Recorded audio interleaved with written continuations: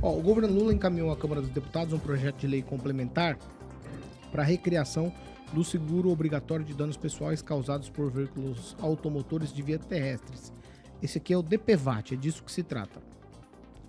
O PLP está tramitando em regime de urgência e, caso seja aprovado por deputados e senadores, os motoristas terão que pagar novamente aí anual esse tributo. O DPVAT é um seguro destinado a vítimas de acidente de trânsito, foi extinto em 2021 pelo governo do ex-presidente Bolsonaro, atendendo uma recomendação do Tribunal de Contas da União, que tinha apontado fraudes e irregularidades em várias ocasiões. Esse DPVAT, ele era a questão da administração era feito por terceirizadas. Então, o TCU apontou um monte de irregularidades, aí foi retirado esse seguro. O consórcio que gerava foi extinto também. E aí o governo Bolsonaro criou um fundo de 4,3 bilhões para substituir o consórcio administrado pela Caixa Econômica Federal. Em 2019, o DPVAT arrecadou mais de 2 bilhões e deu assistência a mais de 350 mil vítimas, cerca de 22% dos valores correspondentes. As indenizações foram destinadas a reembolsos de despesas médicas, com o limite máximo de R$ 2.700. 11% foi destinado a familiares de vítimas no trânsito. O valor pago aí dessa indenização, individualmente, de R$ 13.500 cada um. Vamos falar dos valores. Ó, a queda do DPVAT, o valor do DPVAT vinha caindo historicamente. Em 2016, era cobrado R$ 105,65 para carros. Em 2017, caiu para R$ 68,10. Em 2018, R$ 45,72. Em 2019, chegou a R$ 16,21. Aí, no caso das motos, caiu muito mais. Saiu de R$ 292 em 2016, caiu para R$ 185 em 2017. Em 2018, se manteve o mesmo preço. Em 2019, foi R$ 84,58.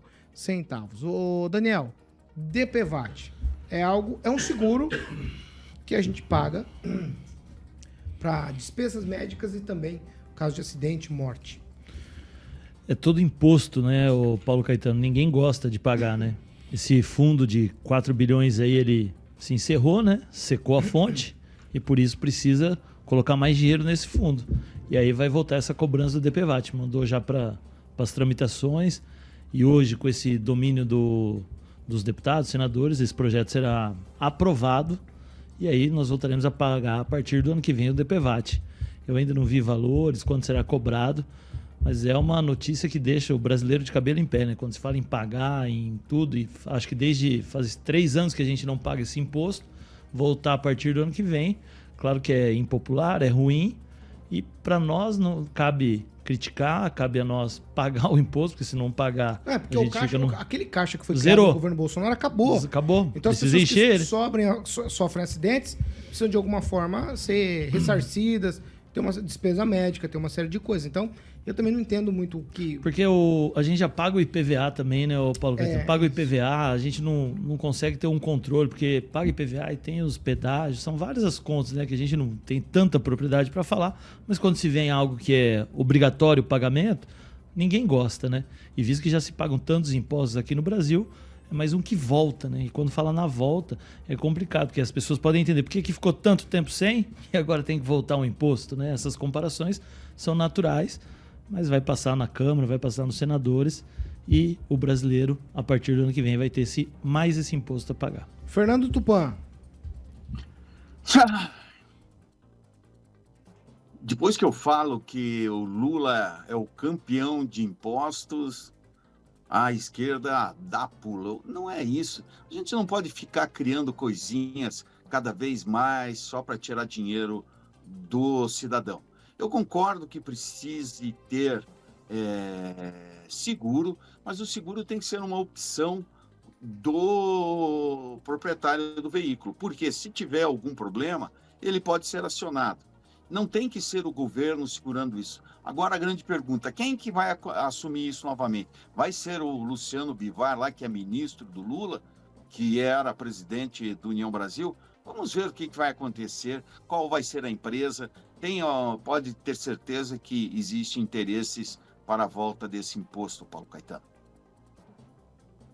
Não, vou de Rigon. Vai, Ângelo Rigon. Tá, eu já comentei isso. O IPVA é como se fosse um imposto de patrimônio. O DPVAT é questão realmente de acidente, são coisas diferentes, a gente tem que entender, infelizmente é assim que funciona.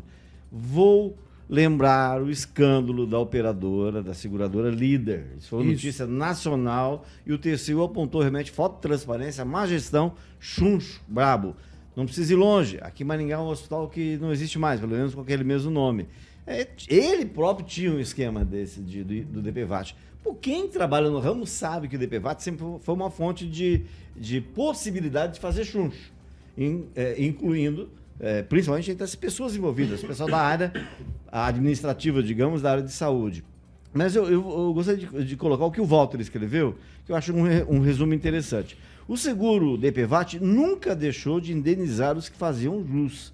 Por causa de desvios da seguradora Líder, a privada, a Justiça fez acordo para que nos últimos anos o contribuinte não pagasse. Então não é uma questão de governo, é uma questão de gestão de uma empresa privada de algo que era cobrado obrigatoriamente para a questão de acidentes. Então a gente tem que deixar claro que isso está acontecendo, porque infelizmente no país há muito caso de corrupção, tanto né, no relacionamento de empresas privadas com o governo federal. Pamela? O amor venceu, o Brasil voltou, e eu poderia resumir o meu comentário somente a eu avisei, mas eu vou me aprofundar um pouquinho mais. Eu fico muito triste de ver que o governo esteja investindo em aumentar a arrecadação através só e somente, e só isso, estou sendo redundante justamente para grifar isso, em aumento de impostos. A gente não vê incentivo e só vê aumento de impostos.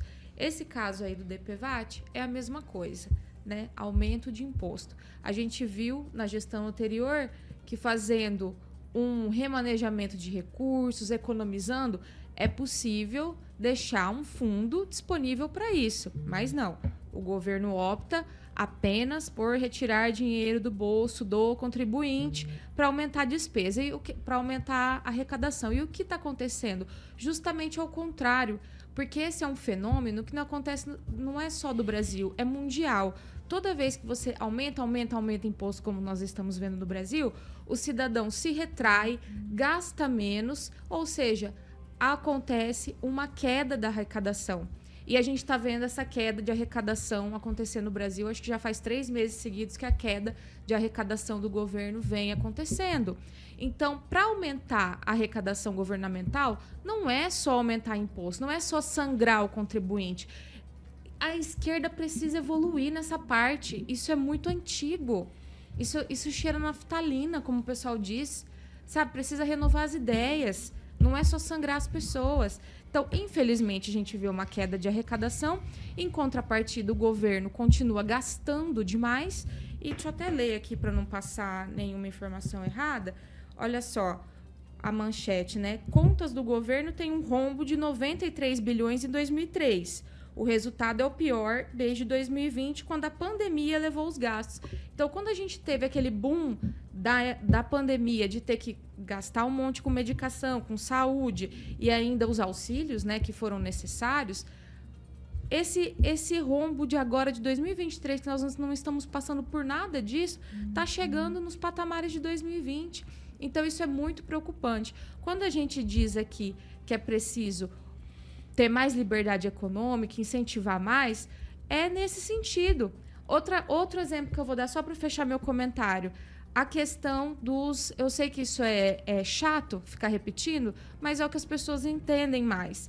Esse negócio de aumentar imposto sobre compras internacionais. A desculpa dada foi de que as pessoas, então, comprariam mais do produto nacional. Ao invés de fazer a tributação nacional abaixar para ela conseguir concorrer com as chinesas, não. Se aumentou o imposto dos produtos chineses, né, de todo mundo que compra. O que aconteceu? O varejo brasileiro voltou a vender mais? Não. Está tendo uma queda de venda no varejo nacional. Então é isso. Esse sentimento de só tirar do contribuinte retrai as pessoas de gastar e faz o governo arrecadar menos. Então, como essa conta pode dar certo, eu não sei.